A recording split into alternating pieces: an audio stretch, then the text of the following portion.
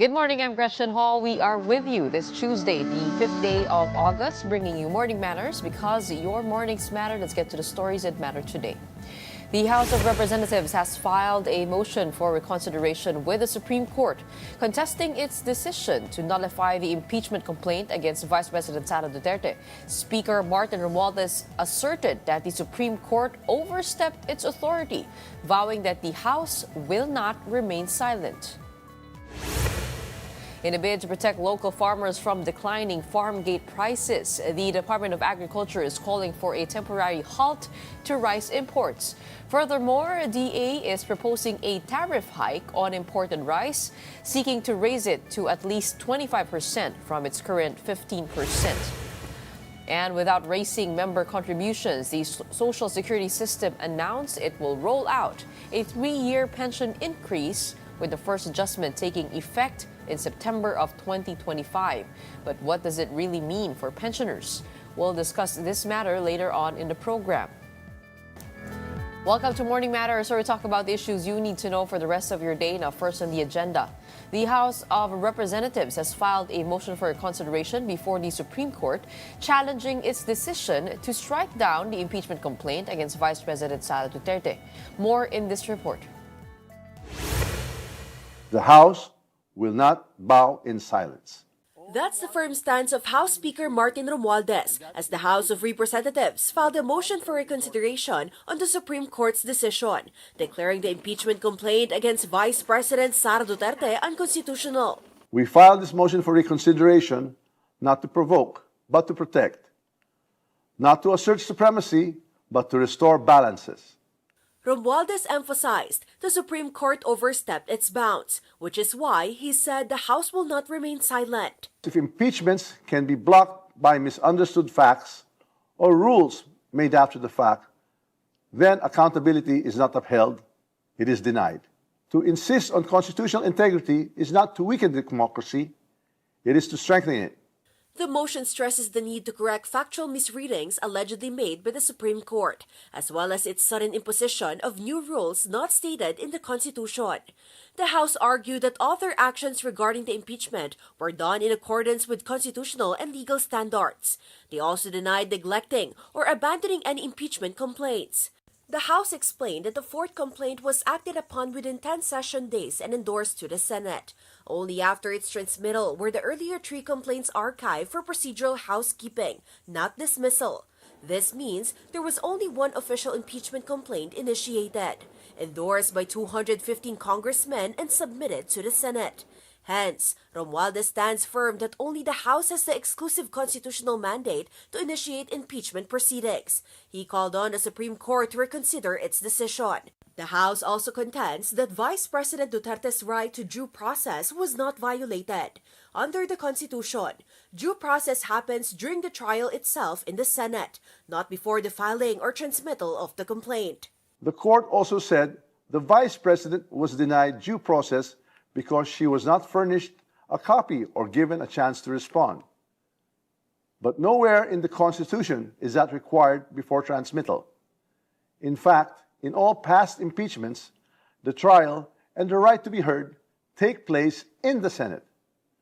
To invent new rules now and apply them retroactively is not just unfair, it is constitutionally suspect.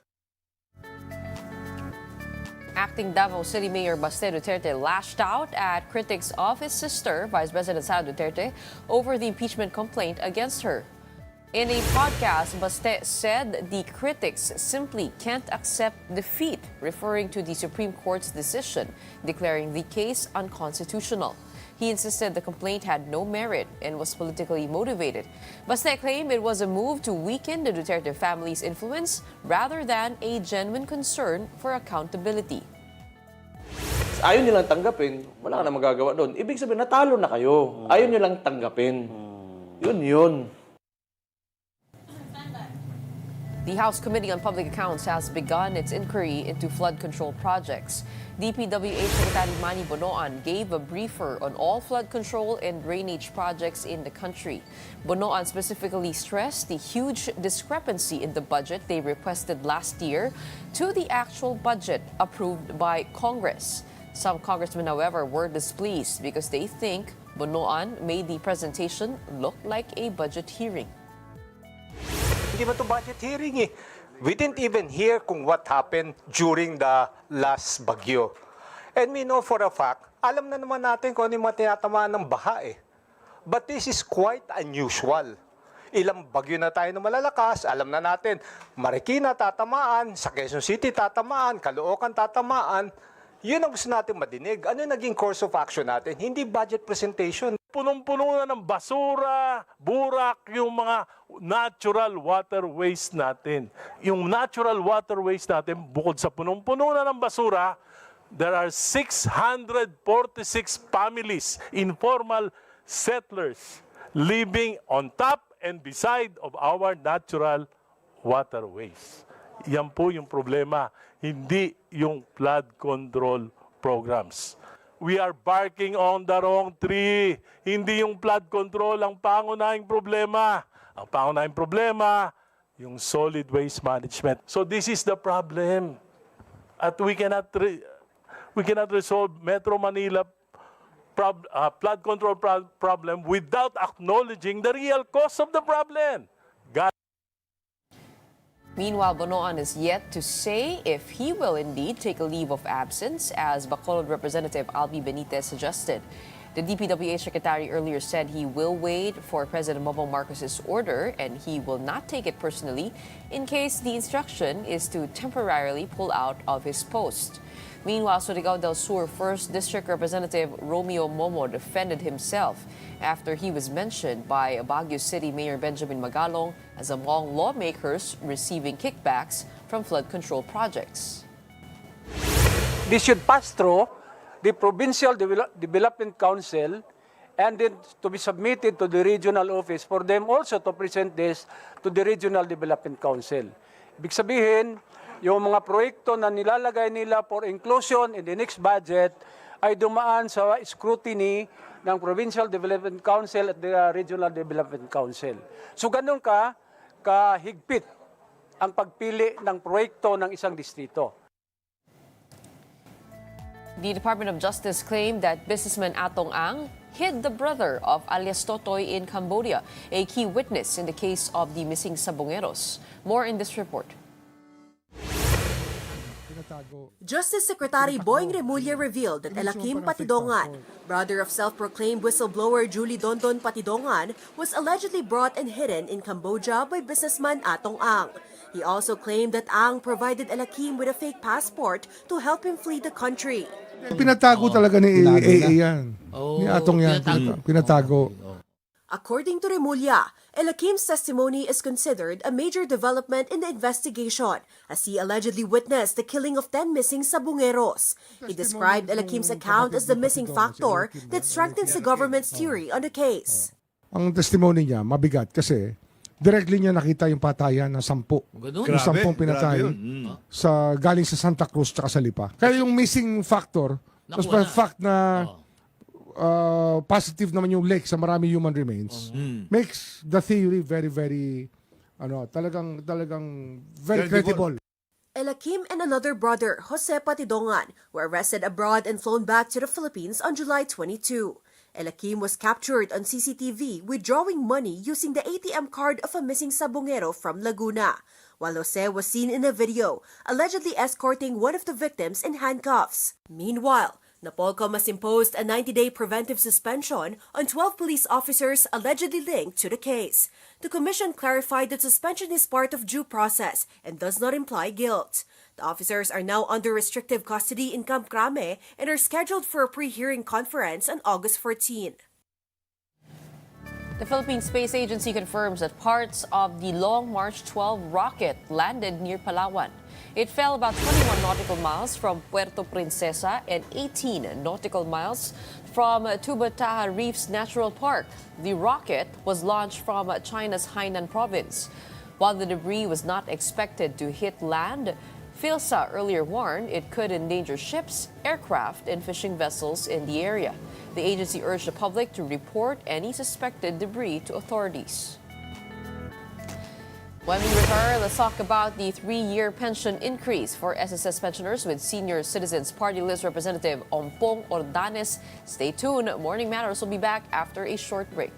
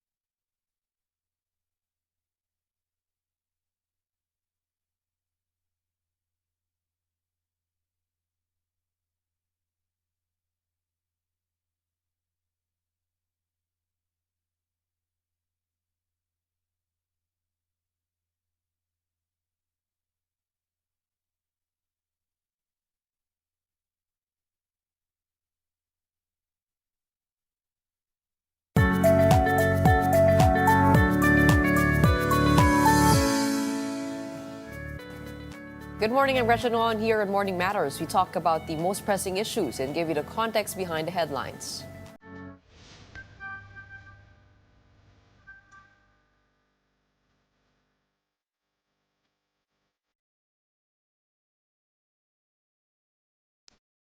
The Social Security system has announced a 3-year pension increase starting September 2025, that's next month, without raising contributions. Now, each year, retirement and disability pensioners will receive a 10% increase, while survivor pensioners will get 5% more. By 2027, minimum pensions will climb to around 2,900 pesos for retirement, 2,600 pesos for disability, and over 2,300 pesos for survivorship. For average pensions, retirement benefits will go up to 7,000 pesos, disability pensions to 6,600 pesos, and survivorship pensions to 4,800 pesos. Now, at the highest level, retirement pensions will exceed 29,000 pesos, disability pensions will reach 24,000 pesos, and survivorship pensions will rise to more than 23,000 pesos. Joining us now to discuss this further is Senior Citizens Party List Representative Rodolfo Ompong Ordanes. Magandang umaga po sa inyo, Congressman. Magandang umaga, Gretchen, at sa dating televiewers. Magandang umaga po. Una-una, kayo po ang talagang pamilyar dito sa mga computation ng pensyon, lalong-lalo na para sa ating mga senior citizens. Kayo po ba ay masaya dito po sa 10% increase for retirement and disability pensioners, but at 5% naman po dun sa survivor pensioners? Oo, tayo napakasaya natin. Kasi alam mo, 2020 pa ay pinapakiusap na natin sa nakaraang administrasyon na magbigay ng kasi nangako sila ng 2,000 increase. Now, naibigay yung 1,000 at yung second tranche na 1,000 ay hindi naibigay.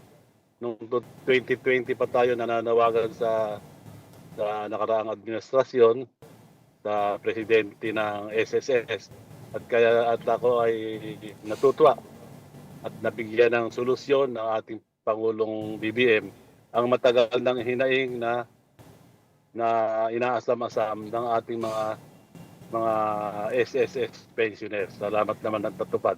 Alam mo, nung panahon na yon ang sinakatwiran nila walang pondo. Dito ko na isip-isip, pag ayaw pala may dahilan.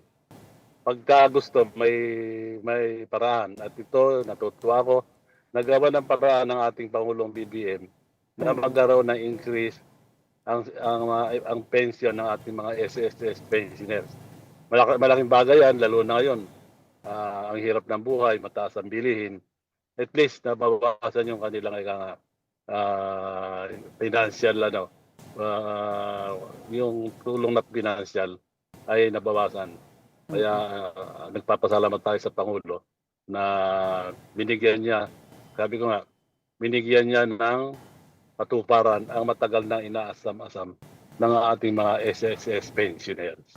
Oo, yun nga po, no, parang kung makikita niyo po, ang pinakamalaking bagay at balita po talaga dito ay mangyayari itong increase na ito without raising contributions. Kaya yun nga po parang, Tama. bakit ngayon lang? Oho, Alam mo, pero nung go ahead. Abril, sumulat na uli ako rin sa CEO, CEO ng SSS, si Mr. Robert Joseph Declaro. At pinalo up ko na naman yan. Hindi ko naman sinasabi na dahil sa aking sulat ay inaksyonan nila. Nagkataon lamang siguro, pero yun nga, lumalabas kasi sa datos ng SSS, noong 2023 ay meron silang net income na 83 billion at inaasahan na nito nga ng 2024 ay magiging 140 billion. At sa financial standing na yan, ay ine-expect natin ng SSS na ang fund life ng SSS ay aabot ng 2050 sa taong 2053. Hindi ka mukha nung nakaraang administrasyon, ang kinakatwiran hindi raw maibigay kasi pag ibinigay 1,000 na hinihiling ay mababawasan ng 7 years fund life ang SSS. Ay hindi pala, kaya sabi ko nga, pag may pagka gusto, may paraan. At yan na, nagawa ng paraan ng ating Pangulong BBM. Maraming salamat sa kanya. Oho, ito sabi nga po ng SSS, speaking of reducing the fund life of the insurance organization, this time it will only do so by 4 years. Malaki po yung kung kukumpitin niyo po, no, after 3 years, pensions will have increased by approximately 33% for retirement and disability pensioners, 16% naman for death and survivor pensioners. Tama. Okay, this is good So, news. malaki rin sa hinihingi namin na sana yung 1,000 second tranche na pinangako ay yun lang aming hinihiling eh.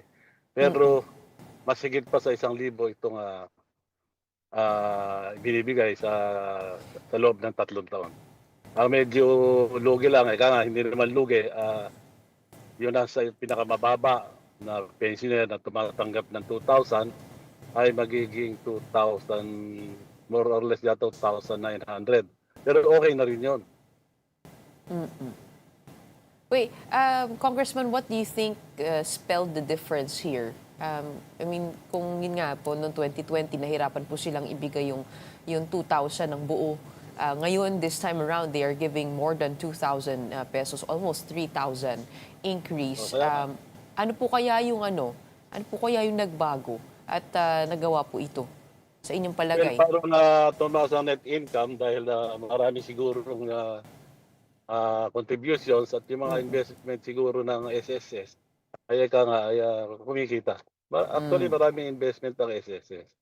Hindi lang naman sila umaasa ron sa contribution ng ating mga members.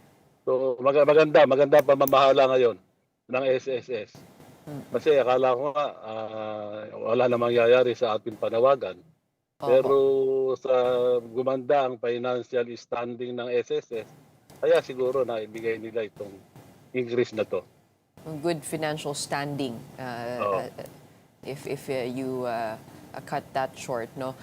So sa ngayon po ay meron po tayong 3.8 million pensioners, 2.6 million retirement and disability, 1.2 naman po dun sa survivor pensioners.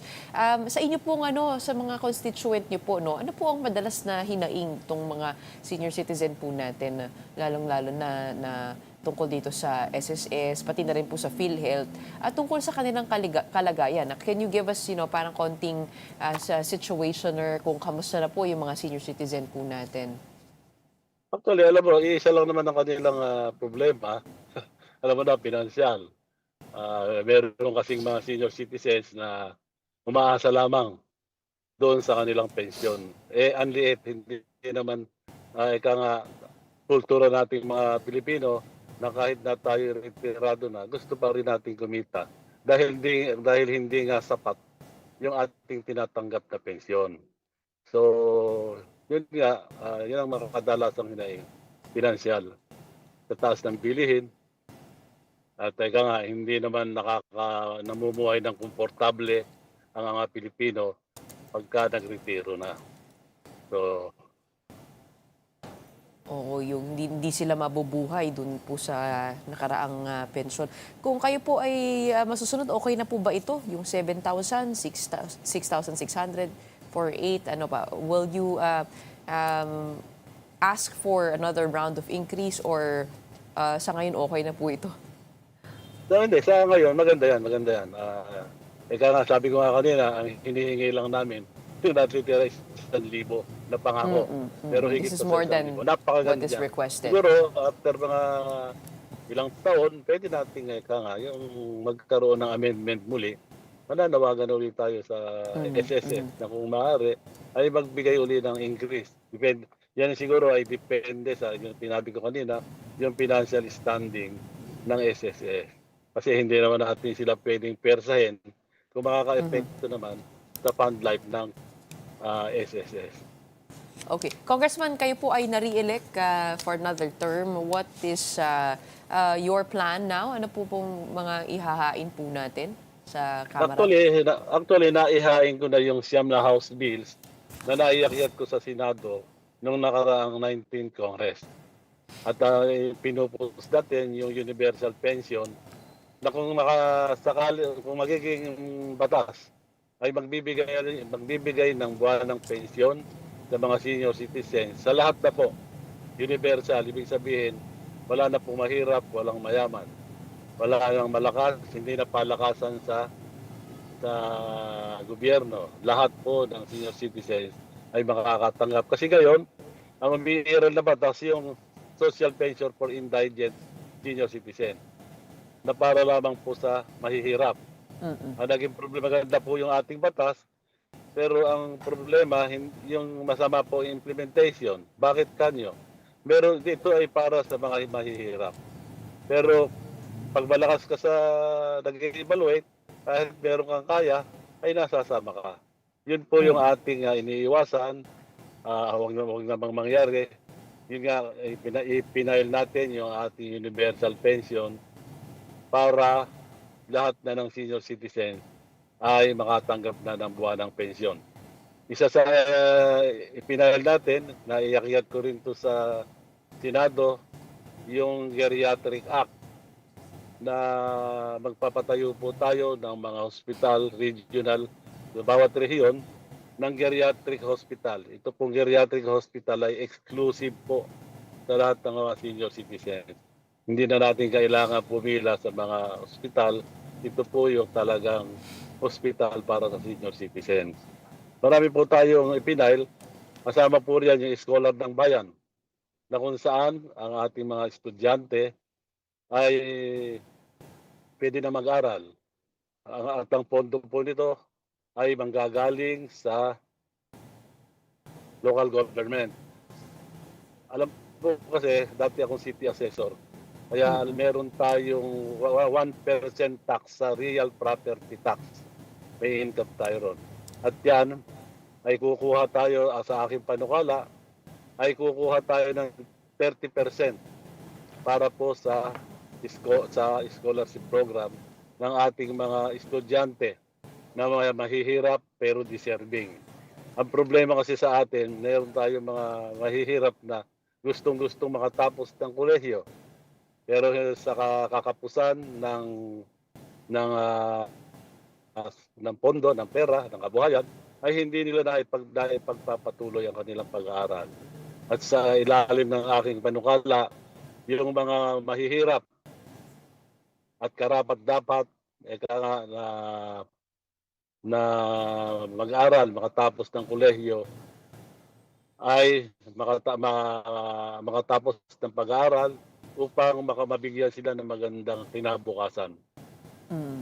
At ito ay hindi naman magpapasukan ng politika dahil meron tayong local selection committee na kinabibilangan ng religious group, schools division,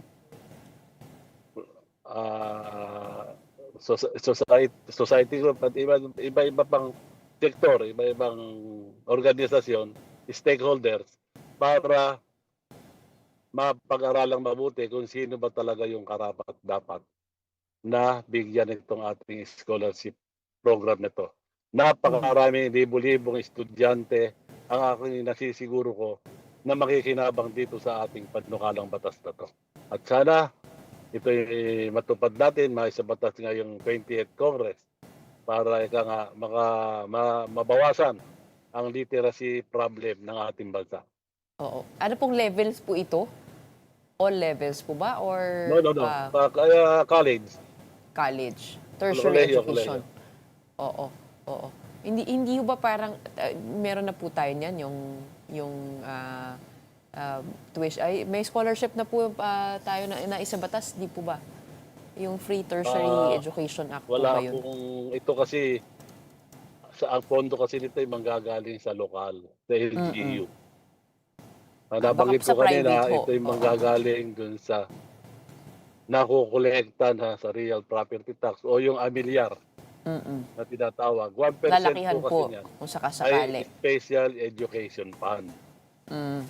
Ang nangyayari po, binibili lang textbook. Kung minsan, kung may pondo, pinapagawa ng mga school building. Pero nakikita ko mas maganda kung bibigyan natin ng pansin, mapag-aral yung mga poor and deserving students para po makatapos ng kolehiyo. Para naman makaahon sila sa kahirapan, Yes. magbago ang kanilang buhay. Okay, congratulations po. Dito po sa pension increase ng SSS, we hope to see more developments like that coming our way. Maraming salamat sa inyong oras po. Sa ating listeners. Magandang umaga po sa inyo lang. We have Senior Citizens Party List Representative Rodolfo Ompong Ordanes. Coming right up, the Commission on Elections said that President Bongbong Marcos is expected to sign into law the bill deferring this year's barangay and Sangguniang Kabataan elections. And to discuss the legal implications of this move, we will be joined by veteran election lawyer Romulo Macalental. Don't go away. We'll be back with more stories after a quick break.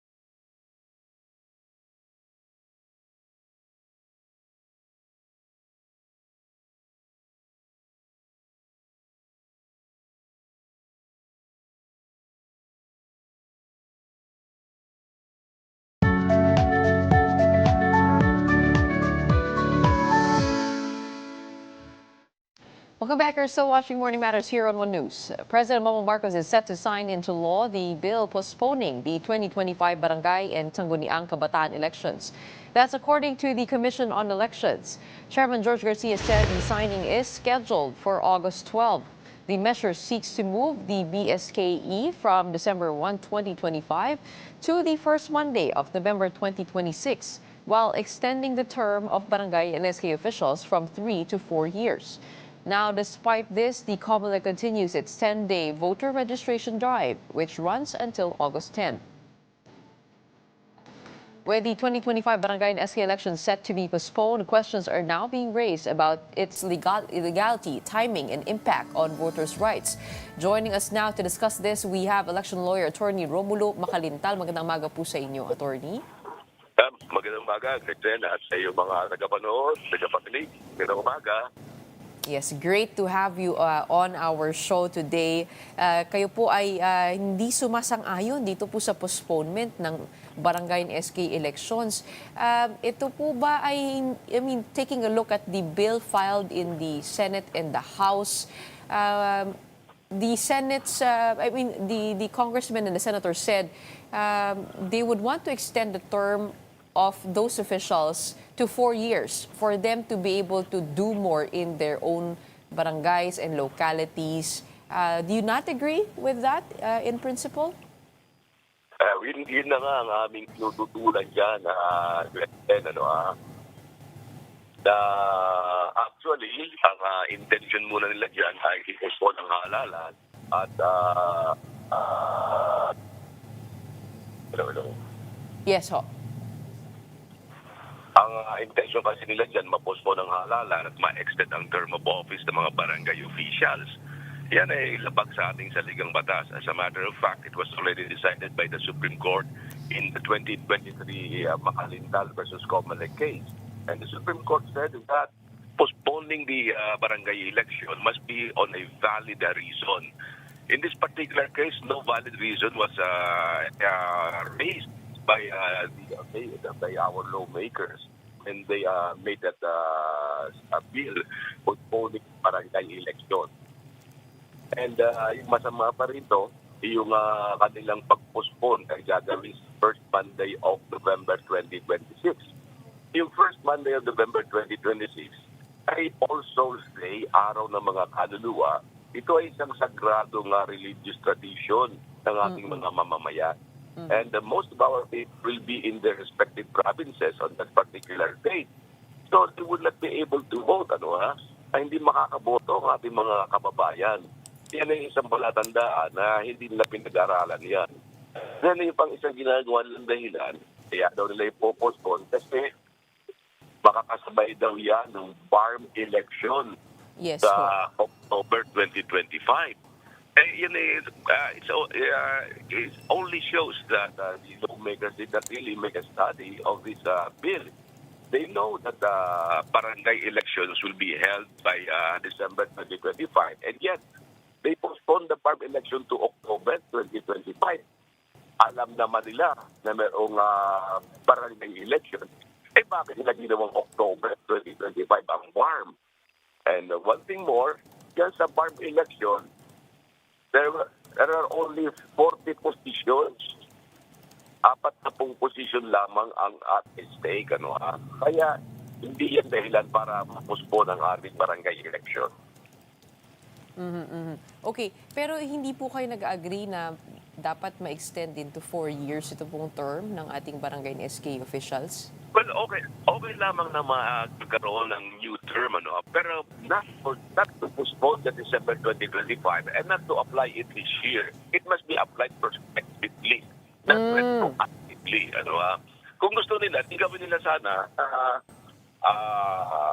December 2025, mag-election tayo at doon nila i-apply yung 4-year term. Pero hindi pwede i-postpone ang halalan. They should not postpone it. At pagkatapos gagawin nila sa susunod na lamang yung election. That is in effect extending the tenure of office of these barangay officials. Correct. If they really wanted to set new term limits to the barangay and SK officials, they could do so without any Prospectively. any putting any room for malice that this is just to postpone the elections, which is nakagawian po maraming beses na po Ayan, ito nangyari. Naging ugali na nila yan. Nawili na kasi sila. Kasi ito kasi mga parang regalo ito. Mga regalo ito ng mga mambabatas natin in the past election. Because doon sa 2025 election, ito mga political promises nila sa mga barangay officials. In order to win the votes of the barangay officials, they promised that if they would be elected, they would postpone the election and effectively extend the tenure of office of these barangay officials. And it is our contention before the Supreme Court that Congress cannot extend the tenure of office of our barangay officials. Has the Supreme Court said anything about this? Because you mentioned in your column na meron na pong dineclare na unconstitutional yung Supreme Court. Yes, so that was when they postponed the 2022 barangay elections. Medyo magulo yata niya. When they postponed the 2022 barangay elections, I raised that issue before the court, and Supreme Court that the postponement was unconstitutional. In particular with the 2022 election, what was unconstitutional about that one? Well, because sabi ng Korte Suprema, it violates the right of the people to choose their own leaders. Kasi once you postpone the barangay election, it is a subtle way of extending their term of office without the mandate of the people. As I said earlier, dapat ang mga barangay officials natin, they should be elected and not appointed. And once they are on a holdover capacity, it constitutes already a legislative appointment. And it violates the constitutional provision that barangay officials must be elected and not appointed. And do you think that is the reason why this time around sinabay po ito dun po sa bill to extend the term limit nga po? Dahil meron ng ruling, yung Supreme Court, kumbaga may jurisprudence na ho. Yes, the postponement of the barangay elections, sabi nga ng Korte Suprema noon, is a subtle way of extending the term of office without the mandate of the people. While it is titled setting the term of office, it is a very deceptive title, because it is not only the setting the term, but it effectively extends the term of office with incumbent barangay officials. So that if these incumbent barangay officials will be elected in 2026, technically 7 years ang kanilang magiging term for that particular period. Hindi po ba, ideally, hindi rin po magsasabay talaga yung mga halalan? Kasi nga, like for example, this year we had the midterm elections and then we have the farm elections. Maybe this is an effort to move yung election year ng barangay ni SK? Well, sinasabi nila meron daw tayong farm election. I said, alam naman nila na meron tayong December 2025 barangay election. Bakit nila pinuspond yung farm election ng October 2025? Knowing for a fact that we are going to have the barangay elections in December 2025. It only shows na hindi nila masyadong pinag-aralan yan. At yung sinasabi ko na yung first Monday of November 2026 is All Souls Day na most of our people are in the provinces. Tinapat pa ho talaga. Oo. No, natapat pa. Araw ng kaluluwa, sabi nga. Baka nga po kasi uuwi ang mga tao, kaya sa bagay, doon sa domicile po nila dapat. Oo. Kaya nga ako nananawagan, kaya nga sa aking statement, I would like to call on the President. I want to have an audience with the President, and I would like to explain to him the side of the people. The problem with the President is that he only hears the side of his political allies. He only hears the side of about 300 congressmen and about 24 senators. But he never heard the side of the people. Kaya kami, nananawagan kami ni Pangulong Marcos, bigyan mo kami ng pagkakataong makausap kayo o sino man sa inyo mga opisyales at ipaliliwanag namin bakit dapat matuloy ang ating halalan, bakit dapat na ibito ninyo ang batas na yan. Sapagkat yan ay isang paglabag sa aming karapatan. It violates our right of suffrage. It violates the right of the people to choose their own leaders. We do not want people who are appointed by the legislature to rule us in barangay level. We want our barangay officials to be elected and not appointed by our legislators. Ideally, we should have elections done in its scheduled time. But if you take a look at the political headwinds, do you think there is a chance that the president will not sign this bill? Well, I'm looking forward to it. I'm looking forward to seeing the president not signing. Or if ever the president would sign it, I would say na sign it to veto it, but not sign it to agree with that particular bill. That might be, politically disadvantageous and going against the grain, right? Yeah. Kaya sinasabi ko nga, pirmahan po ninyo yan para ibito. Huwag niyong pirmahan para maging batas. Yung panukalang batas na yan. Sana iparinig parating naman niya sa ating mga leaders na hindi politika lamang ang involved dito, kundi ang karapatan ng taong bayan na makaboto. Kung sakasakali po, pirmahan po ito ng presidente, what are the recourses? Will you file anything before the Supreme Court? We have already prepared our petition against this bill. And all what we are only awaiting is the public act number. And the moment we get the copy of the law, once it is signed by the president, you can rest assured that we are going to bring this matter before the Supreme Court. And we would ask the Supreme Court to immediately act on it. Kasi time is of the essence that such particular application be immediately acted upon by the Supreme Court. Okay, maraming salamat ho sa paglilinaw tungkol sa isyong yan at ito po ay dapat talagang mabigyan ng pansin dahil madalas na parang dumadaplis lang po ito sa balita but to see it happen time and time again indicates a bigger pattern that we should look into. Thank you so much for enlightening us. Maraming salamat. We shall await at maraming the salamat President's sa decision. inyong lahat at isang malaking karangalan maging bahagi ng iyong program. Thank you. Sa susunod po muli. Thank you very much. We have election lawyer, attorney Romulo Macalintal. Don't go away. More matters to discuss after a quick break. Keep it here on One News.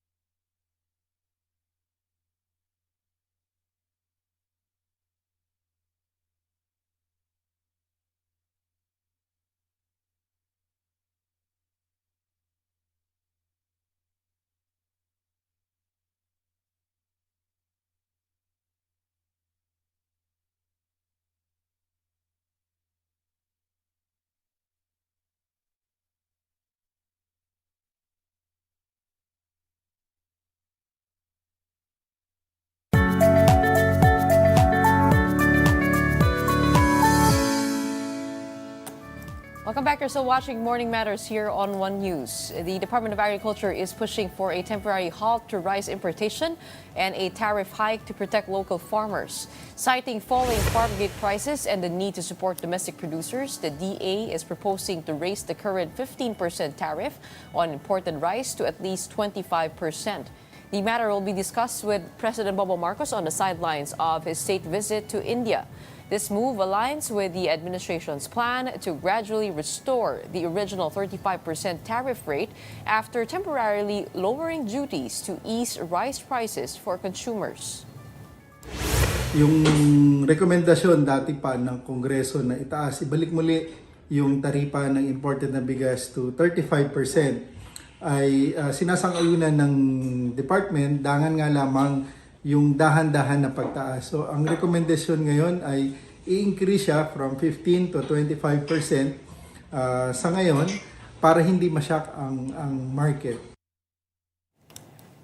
President Bongbong Marcos began his 5-day state visit to India by meeting with the Filipino community there. For details, we have mobile journalist Julie Baiza reporting to us live from New Delhi. Magandang umaga sa iyo, Julie. Anong oras na dyan? At kamusta naman ng mga agenda ng Pangulo?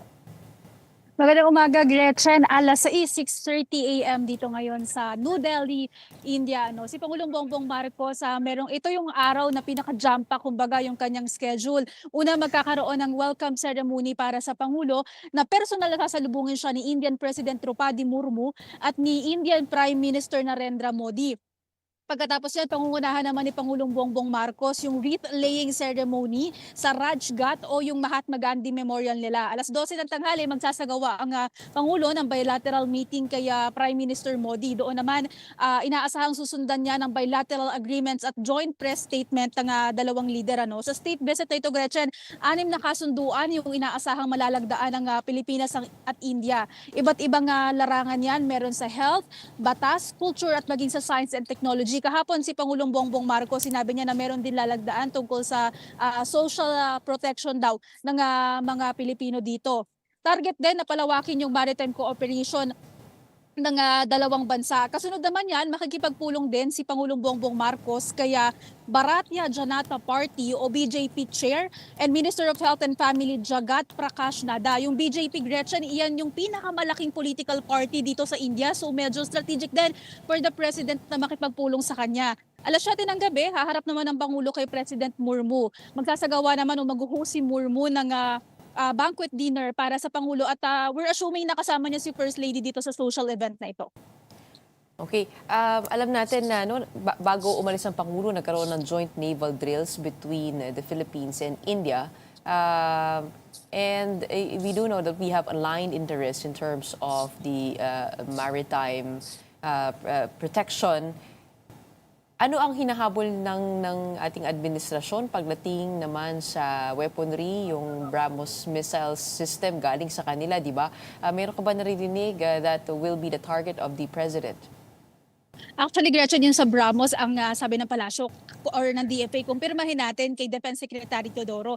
Actually, nandito si Defense Secretary Teodoro. Hindi lang tayo nagkaroon ng pagkakataon na makausap siya kagabi, pero inaasahan na kasama siya ngayon dito sa magiging bilateral meeting at presentation ng bilateral agreements. Kasi isa sa mga target nga is yung pagpapalawak ng maritime cooperation kasi may ongoing maritime activities na ang Pilipinas at ang India. And then sinabi din ng Pangulo mismo, i-elevate daw natin yung strategic partnership ng dalawang bansa ngayong araw sa magiging pagpupulong nila.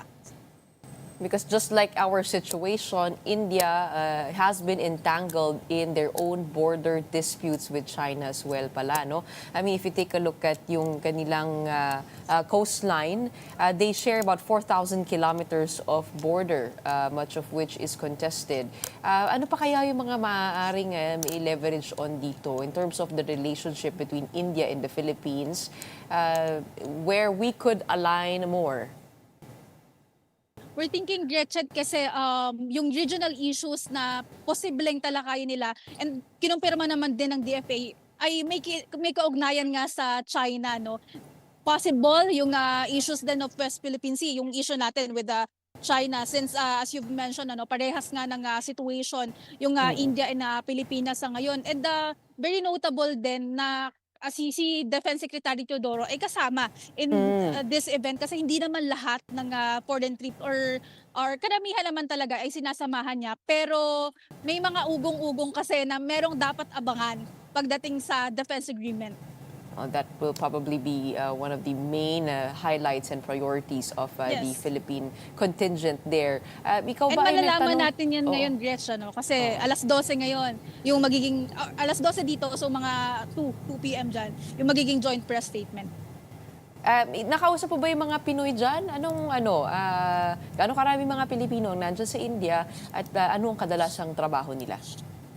Sa datos ng Department of Foreign Affairs, more than 3,100 yung Filipinos dito sa India. 80% sa kanila, mga Pinay na nakapag-asawa or Pinoy na nakapag-asawa ng Indian nationals. 20% naman yung professionals. Kahapon actually pababa ng eroplano, nakausap din natin si Secretary Kakdak. Ang sabi niya wala daw mga domestic helper dito sa India kasi hindi pinapayagan ng DFA yung deployment. Parang meron pang requirement na kailangan ma-meet para mag-deploy ng DH dito. So talagang asahan daw na puro professionals na nasa tourism at saka IT na sector. And yung mga nakausap natin, kabilang doon sa mga nakausap natin, yung presidente nung parang Philcom nila dito, yung kapihan na tinatawag nila, and mga misis sila ng mga Indian nationals. Tinanong natin, ano ba yung usual struggles nung mga Pinoy dito? Ang sabi niya, talagang unang-una yung culture shock, Gretch, kasi parang sa Pilipinas, medyo uso yung humihiwalay sa pamilya. Dito daw,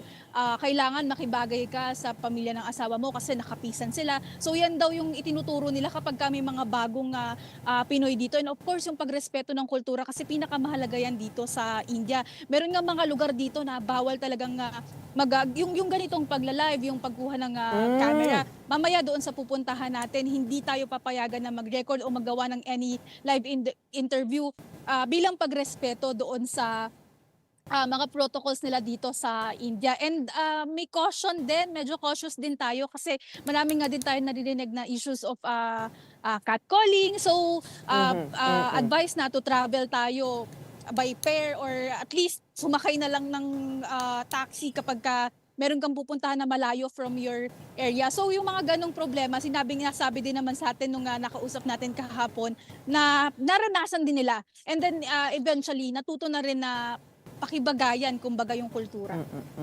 Tama ka, naririnig din natin nga yan pagdating sa India. Okay, ano pang aasahan natin in the coming days in the President's itinerary?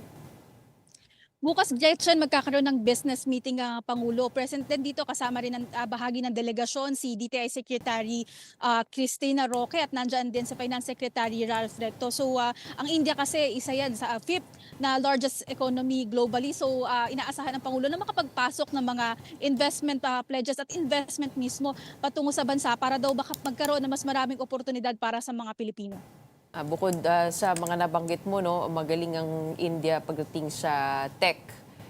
Dahil nga dun para may sarili silang Silicon Valley. So we hope we could bring something home in the line of cyber security, cyber technology, so pati na rin dun sa yung semiconductor line natin that we have been a part of. Okay? Maraming salamat sa iyo, Julie. Gaya na sabi mo, please travel in twos and take care. Ikain mo kami dyan. Mukhang masasarap yung mga spicy food there. We have mobile journalist Julie Baiza reporting to us live from New Delhi, India. The Department of Transportation and MRT3 management will offer free single-journey tickets to commuters affected by tap-out errors during the ongoing pilot test of the train line's cashless payment system. Now, starting August 4, passengers with failed transactions can claim a free SJT equivalent to the maximum fare. The DOTR said a ticket will have no expiry and can be used on a future trip. The pilot, which began on July 25, allows commuters to use stored value cards, QR codes, and NFC-enabled devices at select stations.